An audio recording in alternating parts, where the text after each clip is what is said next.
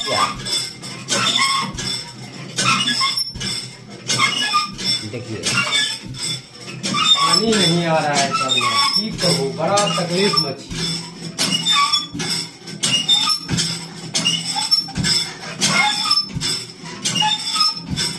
नहीं आ रहा है पानी, नहीं आ रहा है, एकदम नहीं आ रहा है पानी।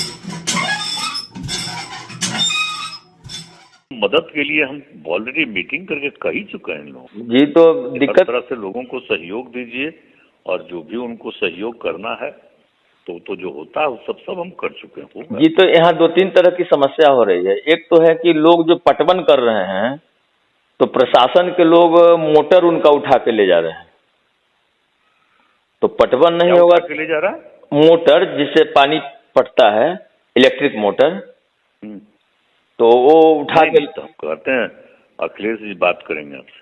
आइए सर सर किसान को पुलिस पकड़ रहा है।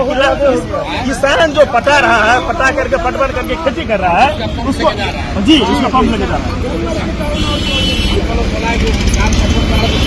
जी जी जी लेकिन सूचना का ये भी नहीं सूचना देता है कि बंद करो। पूरा फेल है, पूरा हम लोग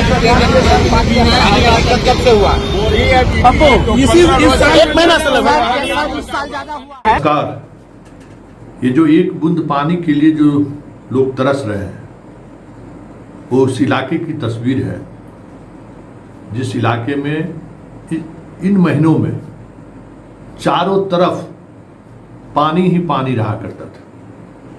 यह मधुबनी जिले के फुलपरास प्रखंड के रामनगर गांव है और मिथिलांचल के किसी एक गांव की ये स्थिति नहीं है। सीतामढ़ी, मधुबनी, दरभंगा, ये जो 3 जिले हैं, जिन जिलों को कहा जाता था एक दौर में कि नदियों का किर्रा स्थल है। अधवारा समूह की नदियां, दर्जनों नदियां, कमला का से जुड़ी हुई दर्जनों नदियां इन तमाम इलाकों में विचरण करती थी। और आज स्थिति ये है कि भले सड़क 4 लेन बन गई हो, सीतामढ़ी से दरभंगा आना सुलभ हो गया हो, कुशेश्वर स्थान से दरभंगा आना सुलभ हो गया हो, लेकिन हालात ये है कि एक बूंद पानी के लिए उस इलाके के लोग तरस गए हैं। अगर यही स्थिति रही तो कुछ दिनों के बाद, कुछ वर्षों बाद तमाम इलाकों के लोग गांव छोड़ कर जाने लगे तो कोई बड़ी बात नहीं होगी। खेती का काम ठप है। प्रशासन डंडे लेकर खोजता है रात भर कि कोई मोटर तो नहीं चला रहा है पानी पटवन के लिए। अगर मोटर पानी पटवन करते हुए पकड़ा गए तो फिर आपकी खैर नहीं है, आपका मोटर भी सीज होगा और जेल भी जाइएगा। मतलब पीने के पानी के लिए हाहाकार है और खेती की तो बात ही छोड़ दीजिए, खेती पर तो प्रतिबंध ही लग गया। तब सोचिए उस इलाके में जो लोग रह रहे हैं वो कैसे रहेंगे। सरकार चली थी बाढ़ नियंत्रण करने और उस नियंत्रण का क्या कुप्रभाव हुआ इन 3 जिलों के लाखों लोगों का जो स्थिति है उसको आप समझ सकते हैं। देखिए इस गांव से अलग अलग तरीके का वीडियो आया, जरा उस वीडियो को देखिए। कार्यक्रम की शुरुआत में भी आपने वीडियो देखा था, अभी भी वीडियो देखिए कि किस तरीके से गांव में चापाकल खत्म हो चुका है और हाहाकार मचा हुआ है बूंद पानी के लिए। शहर थोड़ी है कि वहाँ जो है सो आप लेके टैंकर दे दीजिएगा, गांव में जो है सो लोग पानी पीने लगेगा, टैंकर से पानी ले ले। यहाँ तो मवेशी के लिए जीना मुश्किल हो गया, तालाब पोखर सब सूख गया है। जो पोखर का हर गांव में दर्जनों पोखर हुआ करता था, अब पोखर है लेकिन पानी नहीं है। ये हमारा आधुनिक मैनेजमेंट सिस्टम का करामात है। हाँ, इस इलाके में रोड, सड़क, नहर वाकई में एकदम जाल बिछ गया है।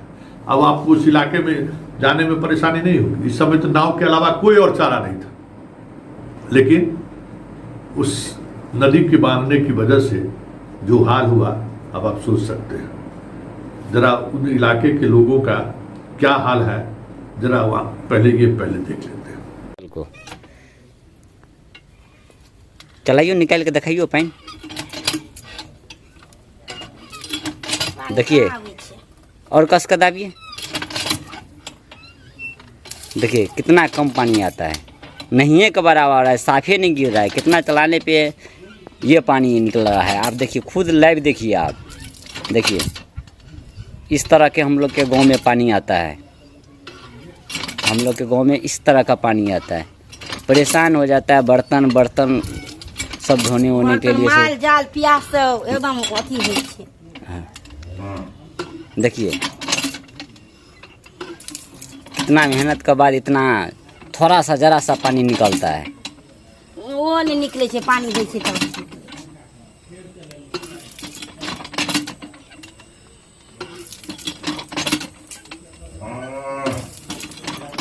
ये रहा पानी की समस्या हम लोग का।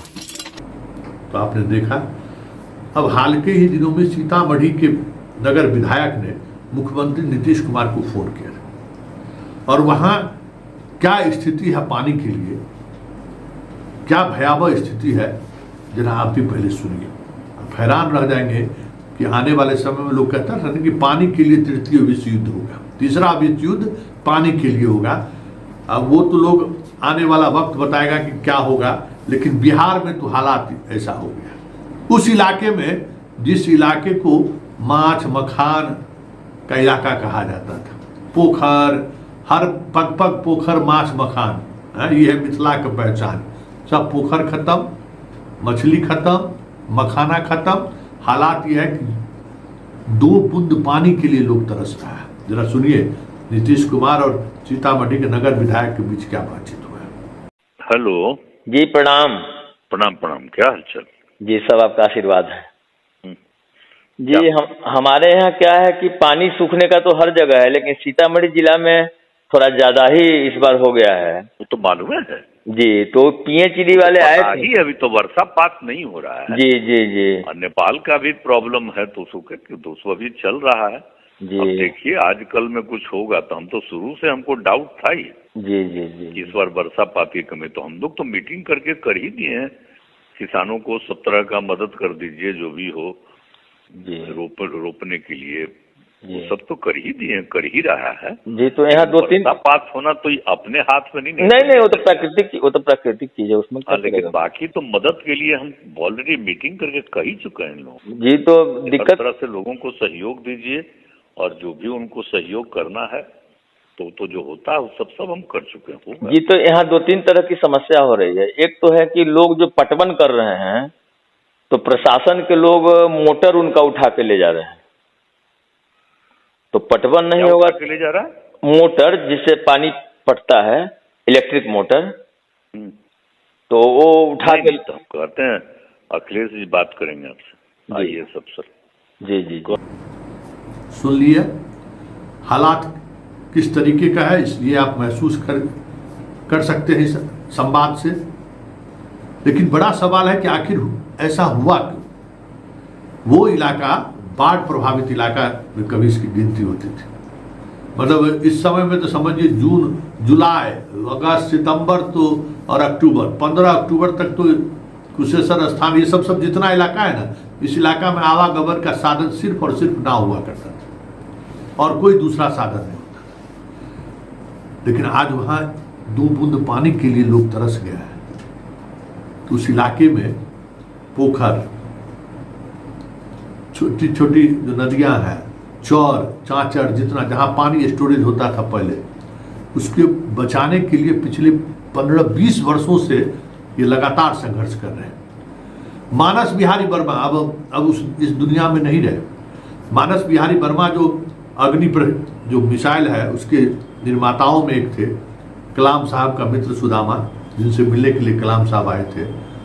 मानस बिहारी वर्मा इस चीज को, इस बात को वो समझ गए थे कि आने वाले समय में जिस तरीके से सड़कें मिथिलांचल में बनाई जा रही हैं, पुल पुलिया बनाया जा रहा है, नदियों के धार को बंद किया जा रहा है, ये संकट आएगा। उस दौर में उन्होंने काम शुरू किया था और उनके साथ नारायण जी हमेशा साथ बने रहते थे। जरा सुनिए इस संकट की वजह क्या है, बहुत कुछ स्पष्टता के साथ आप समझ जाएंगे कि किस तरीके से बाढ़ नियंत्रण के नाम पर सारे नदियों को जो स्वतः प्रवाह था उसको बंद कर दिया गया। और अब उस प्रवाह को जब ये हालात हुआ है तब अब फिर खोलने की भी बात हो रही है। कल ही मुख्यमंत्री जी 600-700 करोड़ की योजनाओं का संजय झा के साथ शिलान्यास करके आए हैं कि अब कमला की उस सोती को, कमला का जो सहायक नदियां निकलती थी उसको फिर से जीवित किया जाए। चलिए क्या होता है, यही ना सरकार है, बंद करिए खोलिए, बंद करिए खोलिए। और हालात यह है कि उस इलाके में जब से बांध बना है, पहले 10 लाख हेक्टेयर प्रभावित होता था, अभी 60 लाख हेक्टेयर प्रभावित हो रहा है। मतलब तटबंध बनाने से बाढ़ की विकरालता और बढ़ ही गई। वैसे ये बहस का विषय है, डिबेट है, लेकिन जरा अब तो आंख खुलना चाहिए। उन इलाकों में पीने के पानी के लिए लोग तरस रहे हैं, जिन इलाकों की बाढ़ की चर्चा न जाने कितने कवि, नागार्जुन से लेके कौन कौन उस इलाके के कवि ने बाढ़ की चर्चा नहीं की होगी, कौन नहीं किया है, किसने ने उस इलाके की बाढ़ पर कहानियां नहीं लिखी हो, कविता नहीं लिखा हो, सब कुछ। और उस इलाके का आदमी 2 बूंद पानी के लिए तरस रहा है। वजह क्या है, नारायण जी से सुनिए। दरभंगा शहर में जल संकट शुरू हुआ 1994 और 96 के बीच में। करीब 50-60% हैंडपंप दिन में सूख जाता था। 2000 आसपास में व्यापक स्तर पर समरसेबुल लगना शुरू हो गया। अब 95-96 में जो दरभंगा शहर में क्राइसिस था वो फैल करके कहाँ चला गया, किरतपुर, घनश्यामपुर, गौड़ा बोराम, कुशेश्वर स्थान, जहाँ के लोग कोसी कमला के गोद में रहते हैं। अब कोसी कमला के लोग पानी के संकट में हैं। इस साल जिलाधिकारी महोदय ने जस्ट कुछ दिन पहले ये आदेश जारी किया कि लोग इरिगेशन पंप नहीं चलाएंगे, खेती के लिए पानी नहीं निकालेंगे। इसका क्या मतलब है? इसका मतलब है कि आप बहुत बड़े संकट में हैं। ये शायद बहुत लोगों को नहीं पता होगा। अब ये क्यों ऐसा संकट में हम फंस गए हैं, तो इसमें सबसे बड़ी भूमिका जो है वह जल संसाधन विभाग की है। इसको एक उदाहरण से आप समझ सकते हैं। कमला का उदाहरण, कमला एक नदी है। इस नदी की 11 शाखाएं हैं जो झंझारपुर से लेकर के हवाई अड्डा के बीच में है, जिसको मिथिला में धार कहते हैं। इन 11 धार से सैकड़ों की संख्या में नासी, फोड़ी, बहा, सोती निकलती है, जो स्थानीय स्तर के जो लो लैंड है, चौड़ है, डोरा है, तालाब है, उससे कनेक्टेड था। अगर बिहार में बारिश नहीं भी हो, नेपाल में बारिश हो, तो वो पानी से हमारा चौड़, डोरा, खेत और तालाब सब भर जाता था। लेकिन बाढ़ नियंत्रण के नाम पर आपने 10 का मुंह बंद कर दिया और सारे पानी को समेट करके कमला बलान के तटबंध के भीतर ला करके उसको कोसी, कोसी से फिर गंगा, गंगा से फिर समुद्र आप निकाल देते हैं। तो ये करीब करीब यही हाल, इसी तरह के कुप्रबंधन, बाढ़ नियंत्रण जितने रिवर बेसिन है बिहार के, सब में लागू किया गया है। इसका समाधान जो था वो 2012-13 के बीच में, जब डिजास्टर मैनेजमेंट अथॉरिटी के अनिल सिन्हा थे डायरेक्टर, उस समय राजीव IIT कानपुर से, तो उन दोनों ने मिल करके एक बेस पेपर बनाया था, और जिसमें यह था कि अब पानी को जो हम निकाल के बाहर भेजते हैं उसको कंट्रोल तरीका से हमारे जितने पुराने चैनल है उसमें देंगे बरसात में, ताकि हम उस पानी का खेती के लिए उपयोग करेंगे, अपने वाटर सिक्योरिटी के लिए उपयोग करेंगे, और हमारा तटबंध भी नहीं टूटेगा। ये 2008 कुशवाहा जो हुआ था, उसके बाद ये पेपर बना। बहुत ही इम्पोर्टेंट डॉक्यूमेंट है ये। लेकिन जल संसाधन विभाग के इंजीनियर और ठेकेदार को, जो अफसर हैं, हाकिम हैं, नेता हैं, उनको इसमें ज़्यादा पैसा नहीं दिखा, इसलिए इस महत्वपूर्ण डॉक्यूमेंट्स को दबा के रखा गया है। और अंत में करीब दर्जनों आदेश है पटना हाई कोर्ट का और सुप्रीम कोर्ट का, NGT का। आज के तारीख में दरभंगा शहर में कम से कम 1 दर्जन तालाब भरे जाते हैं।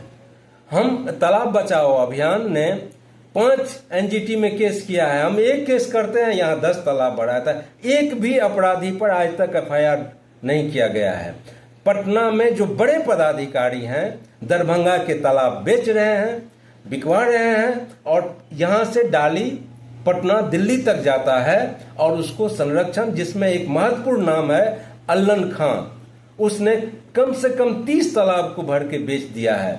लेकिन आज तक किसी डीएम की हिम्मत नहीं होती है कि उसके ऊपर एक एफआईआर करें, क्योंकि उसको संरक्षण देने वाला बड़े बड़े नेता हैं जो करोड़ों में उससे पैसा लेते हैं। तो यही कारण है, जब आप जलाशय को नहीं बचाएंगे, आज इतने संकट में दरभंगा में आप तालाब भरा जा रहा है। मेरे पास तालाबों की सूची है। अभी हम दिल्ली में हैं इसीलिए कि एक जनहित याचिका पटना हाई कोर्ट में दायर करें। तो ये सब मिलाकर के जल संकट का एक कारण बना है।